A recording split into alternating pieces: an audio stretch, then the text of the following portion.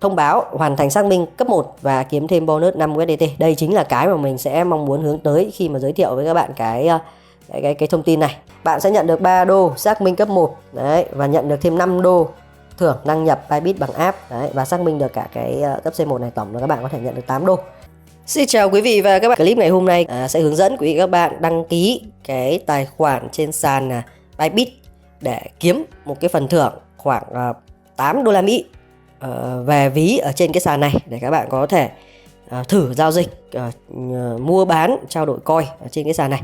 Thực ra thì mình cố gắng kiếm những cái kèo kiếm tiền free như thế này, cứ ở đâu có phần thưởng bonus lao động các thứ là mình nhảy vào mình kiếm thôi, cứ tích lũy dồn dần vào. Để ví dụ như các bạn làm 10 sàn như thế này, mỗi sàn cho bạn 8-10 đô thì các bạn dồn vào 10 cái kèo như thế này cũng là được 100 đô rồi. Còn sử dụng vào mục đích gì thì là tùy thuộc các bạn thôi. Còn mình có thể là mình thử mua bán vài cái coin gọi là có tiềm năng, cứ để đấy thôi, chứ không có cái khuyến nghị các bạn tham gia đầu tư rồi chơi future long short như thế này nhá. Mình không ủng hộ cái công việc đấy. Các bạn có thể tập giao dịch qua những cái kèo free này, các bạn không phải vào tiền, không phải nạp tiền, nó giảm thiểu rủi ro cho các bạn. Rồi, và để đăng ký cái tài khoản ở trên cái sàn Bybit này thì các bạn có thể ấn vào cái đường link mình để ở dưới phần mô tả để các bạn có thể vào cái giao diện của cái trang web của Bybit để các bạn bắt đầu thực hiện đăng ký. Thì khi các bạn kích vào đường link mình để ở dưới phần mô tả, nó sẽ ra một cái giao diện như thế này. Bạn có thể đăng ký bằng email hoặc là số điện thoại, nhưng mà mình sẽ dùng email cho nó tiện. Đấy, bạn nhập email của các bạn vào đây, nhập một cái mật khẩu mà bạn tạo ra để vào cái app Bybit này. Sau khi mà các bạn nhập xong địa chỉ email và tạo cái mật khẩu vào app Bybit thì các bạn ấn vào tài khoản ở đây. Nó sẽ có một cái yêu cầu xác thực, không phải là robot, các bạn kéo cái miếng ghép này sang cái ô này để có thể hoàn thiện cái phần xác thực. Rồi bây giờ nó hiển thị một cái thông báo là sẽ có một cái mã xác minh được gửi đến cái mail địa chỉ cá nhân của mình. Thì các bạn để cái này ở đây, bạn quay lại cái đây, các bạn vào cái hòm thư mail của các bạn. Đấy, sẽ có một cái thông báo này, Bybit email authentication, đấy là mail xác nhận, các bạn tích vào cái mail này. Đó, thì đây nó sẽ có một cái mã code 6 số. Đấy, các bạn phải nhiệm vụ là các bạn nhập cái mã code 6 số này vào cái giao diện mà nó vừa hiển thị lúc bạn đăng ký ở trên sàn Bybit đây. Rồi, nó có một số các cái khảo sát là bạn đã có kinh nghiệm giao dịch Crystal hay chưa. Đấy, thì có những cái bạn mà có sẵn coin ở trong những cái ví khác thì bạn có thể nạp từ các cái ví đấy lên sàn này để bắt đầu có thể giao dịch. Còn không thì các bạn có thể nạp tiền. Nhưng mà thôi, mình khuyến cáo các bạn với những cái kèo free như thế này thì lập tài khoản để kiếm 8 đô chơi để giao dịch thử thôi nhá. Không nạp tiền, không chuyển coin cái gì đấy. Rồi các bạn kéo xuống phía dưới thì sẽ có một cái thông báo hoàn thành xác minh cấp 1 và kiếm thêm bonus 5 USDT. Đây chính là cái mà mình sẽ mong muốn hướng tới khi mà giới thiệu với các bạn cái thông tin này. Đấy, các bạn tích vào đây.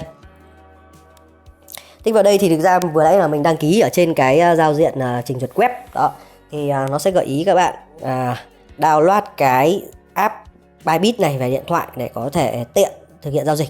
Thực ra thì các bạn cũng cứ download về, nếu mà các bạn dùng nhiều thì có thể sử dụng luôn, còn nếu không thì các bạn có thể xóa đi. Download về như thế để làm gì? Download về cái app này để lát nữa các bạn sẽ thực hiện các cái bước KYC nó dễ hơn là ở trên trình duyệt web. Bạn thực ra thì hiện tại bây giờ nó cũng mới chỉ dành cho Android thôi, ở đây thì mình chưa thấy cho iOS. Các bạn tích vào Google Play để download về. iOS nó hạn chế nhiều thứ các bạn ạ. Nếu các bạn chơi coin thì lên dùng điện thoại Android nhé. Rồi đây là cái giao diện của cái app trên Google Play. Các bạn ấn vào chữ cài đặt, chờ nó load về và cài đặt trên điện thoại các bạn, xong các bạn ấn mở. Rồi đây, các bạn đã đến cái giao diện chào mừng khi mà các bạn đang mở cái app của cái sàn Bybit lên. Thì do là mình đã đăng ký rồi, mình xác minh email rồi thì các bạn không cần phải tích vào đăng ký ở đây nữa, mà các bạn ấn thẳng vào đăng nhập ở đây này. Rồi các bạn nhập lại email của các bạn vừa đăng ký ở cái sàn Bybit vào đây, nhập mật khẩu, sau đó ấn tiếp tục. Đây chính là cái giao diện chính của cái app sàn Bybit. Đấy, các bạn xem nó đều mời chúng ta nạp tiền vào để trade thử, nhưng mà thôi các bạn đừng lên, chưa có kinh nghiệm thì không lên máu làm gì, cứ lấy 8 đô để trải nghiệm và cũng có thể mua thử coi này mua thử coi kia. để thử cái thao tác là bước đầu làm quen với cái thị trường crypto và thao tác ở trên các cái sàn. Thì đây mình xem này, các bạn sẽ phải tiếp tục hoàn thiện các đây từ từ. Các bạn vào phần mục hồ sơ, bạn tích vào cái biểu tượng hình người ở trên này để các bạn xem cái hồ sơ của mình có gì và thiếu gì. Thì đây là tên này, ID của cái tài khoản của mình này. Đấy, có rất nhiều những cái tab để các bạn có thể kiếm được tiền này. Ví dụ như mời bạn bè này, những bạn bè của bạn mà có nạp tiền vào để giao dịch mua bán ở trên cái sàn này thì các bạn cũng được hưởng phần trăm đấy. Xác minh danh tính này, cái phần này quan trọng này. Đấy, cái phần này để chúng mình kiếm được cái phần thưởng khi mà đăng ký cái sàn này. Xác minh danh tính là thấy trạng thái là chưa xác minh nhá. Đấy, còn mấy cái phần này thì nó chưa cần thiết đâu.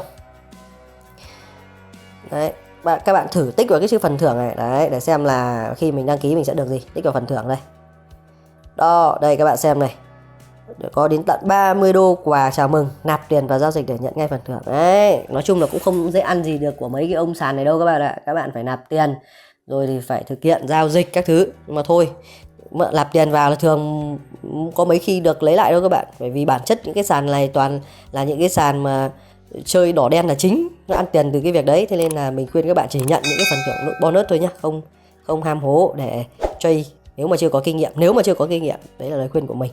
Bởi vì mình nghĩ đa phần những bạn mà xem clip này là những bạn mà chưa có kinh nghiệm ở trong thị trường crypto, rồi kinh nghiệm mua bán cổ phiếu, trái phiếu và coin giao dịch trên các cái sàn. Rồi chưa kể đến những cái lệnh chơi long short, nó giống như kiểu tài xỉu cờ bạc ấy các bạn ạ. Lên cao dự đoán giá thị trường lên cao xuống thấp, đúng thì ăn tiền mà sai thì là mất cháy tài khoản đó. Thế nên là các bạn chưa có kinh nghiệm không nên chơi những trò đấy. Chúng ta chỉ đi tìm những cái thứ free in ít vui vui như thế này thôi. Đây, bạn sẽ nhận được 3 đô xác minh cấp 1 đấy, và nhận được thêm 5 đô thưởng đăng nhập Bybit bằng app đấy, và xác minh được cả cái cấp C1 này, tổng là các bạn có thể nhận được 8 đô. Thì mình sẽ ấn vào xác minh ngay để thực hiện nhận 3 đô này. Cứ nhận được tiền là vui các bạn ạ. Đây, cấp 1 P2P trading là nó có những cái quyền lợi khi mà các bạn xác minh được cấp 1 của cái sàn này. Cấp 1 là benefit là cái nói như nào các bạn dễ hiểu nhỉ, là cái quyền lợi của các bạn. P2P là giao dịch ngang hàng trading này. Đấy, ví dụ như mình mua bán trực tiếp với lại một cái người khác, ví dụ mình muốn mua coin, người A kia họ muốn bán coin, mình và bạn ấy giao dịch trực tiếp nhưng mà trung gian là qua sàn đấy, để tránh gọi là hai bên lừa đảo nhau. Đây, giao dịch nạp tiền thật, các bạn có thể giao dịch được trong một ngày là 20.000 đô đấy. Số lượng coin rút một ngày là có thể 50 bitcoin một ngày đấy. Thế nên là mình nghĩ cái xác minh cấp C1 này là quá đủ để mình có thể dùng được rồi. Các bạn ấn vào xác minh ngay đi. Đây sẽ có một cái thông báo bạn chỉ có thể xác minh một tài khoản đấy, nghĩa là một người chỉ mở một tài khoản thôi. Thì các bạn chọn ở phía dưới này, các bạn chọn cái khu vực quốc gia mình đang sinh sống. Đây mình chọn Việt Nam và chọn cái loại giấy tờ là các bạn có thể thực hiện xác minh danh tính của các bạn. Có lẽ là thẻ căn cước dễ làm nhất. Đây, khi bạn tích vào thì nó sẽ có hướng dẫn các bạn chụp ảnh để gửi lên trên cái app này để xác minh danh tính. Đây, giấy tờ tùy thân hợp lệ phải được do chính phủ cấp, và một số cái hình ảnh mà họ mô phỏng để đạt yêu cầu các bạn cần phải làm được để có thể pass qua được các bước xác minh danh tính này. Các bạn đọc xong thì các bạn ấn tiếp này. Đấy, hướng dẫn để đảm bảo đủ ánh sáng này, không có vật thể nào khác trong khuôn hình này, khuôn mặt phải nằm vừa vặn bên trong khuôn hình, càng nhiều càng tốt. Rồi các bạn ấn tiếp đi. Rồi các bạn phải cho phép máy camera của các bạn được sử dụng bởi Bybit. Đấy, mình tích vào trong khi dùng ứng dụng này thôi. Đây sẽ có 2 bước. Bước thứ nhất là các bạn chụp ảnh giấy tờ tùy thân. Bước thứ hai là các bạn chụp ảnh selfie. Đấy, các bạn ấn vào giấy tờ tùy thân, không, ấn tiếp tục đi để nó sẽ làm tuần tự các bước. Đây, bạn chọn quốc gia nơi cư trú, nơi cái tài liệu ID, cái thẻ căn cước của mình được cấp này, dĩ nhiên là phải chọn Việt Nam rồi. Bạn chọn loại giấy tờ thì mình chọn thẻ căn cước, bạn tích vào đây. Thì các bạn sẽ chụp cái ảnh căn cước công dân bao phủ hết viền này nhá. Đấy, đừng bị sát viền này quá, sẽ khó được chấp thuận đấy. Nếu mà các bạn lúc chụp thì các bạn chụp ngang cái máy điện thoại của các bạn ra để nó lấy được chọn cả cái khuôn hình. Sau đó thì nếu mà nó vì chụp ngang nên là mình sẽ xoay lại. Tí nữa cái mặt sau mình sẽ chỉ cho các bạn cách nào. Sau khi các bạn chụp xong rồi được như cái hình mình chụp rồi, các bạn ấn tài liệu có thể đọc được để xác nhận lại. Rồi đây là cái mặt sau. Đấy, mình chụp lúc đầu mình chụp xoay ngang cái điện thoại này ra. Đấy, nhưng mà ấn vào đây để cho nó xoay nhầm, là xoay dọc chứ. Các bạn ấn vào đây, xoay lại cái thẻ căn cước công dân đã chụp để nó thành ngang. Đấy, theo cái định dạng như này nó dễ nhìn. Sau đó lại tích vào tôi đã có thể đọc được. Rồi. Đây, bước tiếp theo nó sẽ kéo đến một cái, nó sẽ xoay sử dụng cái camera trước của điện thoại để nó chụp ảnh selfie của bạn. Đấy. Theo hướng dẫn này, đặt gương mặt của bạn cho vừa với khung hình để cho cân đối tí. Cái này mình hơi bị lệch. Đấy, như này thì nó đã điều chỉnh cái khuôn mặt rất là cân với khuôn hình rồi. Nó sẽ có hướng dẫn là nhìn thẳng vào camera. Rồi khi nó chụp tất cả mọi thứ ok, sẽ làm mờ cái ảnh các bạn đi một chút. Đấy, và thông báo là đang xử lý. Sau khi mà chụp ảnh selfie xong thì nó sẽ có thông báo là dữ liệu của bạn đã được chấp thuận. Rồi, và các bạn chờ khoảng 2 phút để hệ thống xét duyệt của cái app này nó sẽ chấp thuận những cái giấy tờ, những cái ảnh bạn chụp nó ok hay không. Bạn đợi 2 phút. Sau khi đợi khoảng 2 phút thì đã có thông báo tình trạng xác minh thành công. Rất nhanh phải không các bạn? Nhanh hơn rất nhiều so với lại cái kèo Pi Network. KIC rất là khủng hoảng. Rồi sau khi mà các bạn KIC xác minh danh tính xong ấy, đấy thì nó sẽ có một số các thông báo là bạn cần phải sử dụng số điện thoại di động để để cập nhật thêm những cái thông tin này, số điện thoại di động này, xác thực Google, bảo mật rút tiền, mật khẩu cử chỉ này, nhận dạng vân tay. Nói chung là các bạn có điều kiện, có thời gian thì các bạn làm hết. Nhưng mà mình đây thì với mục tiêu là chỉ lấy 8 đô của sàn nên là mình chỉ để ở cái cấp đấy thôi, chứ không phải nạp tiền và giá trị cao nên là mình cũng không cần thiết phải làm cái bước khác, nó lằng nhằng ra. Rồi bạn quay lại cái phần thưởng của tôi, tích vào cái mục xác minh danh tính. Sau khi mình xác minh xong ấy, thì nó sẽ có cái phần sử dụng phần thưởng. Tuy nhiên xong các bạn đăng xuất ra khỏi cái tài khoản app Bybit này.